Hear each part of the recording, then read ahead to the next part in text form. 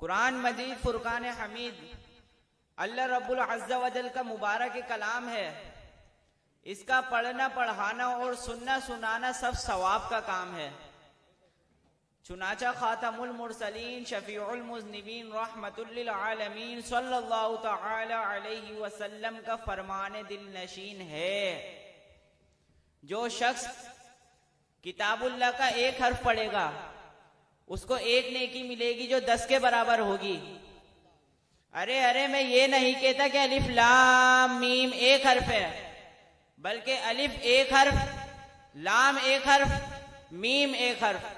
इस हदीस पाक तैयबा से ये मालूम हुआ कि जो शख्स एक मर्तबा अलिफ लाम मीम कहेगा, अल्लाह पाक उसके नामा अमाल में 30 नेकियां दर्ज फरमाएगा। सल्लु अलल हबीब।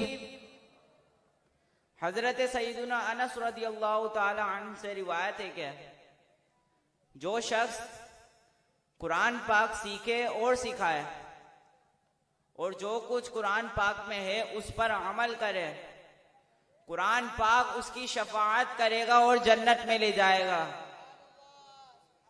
सल्लु अलल हबीब।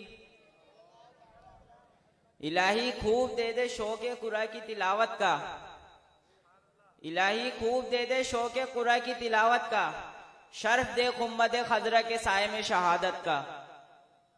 जो कुछ सुना उस पर अमल करने की तौफीक अता फरमाए। वमा अलैना इल्लल बलागुल मुबीन।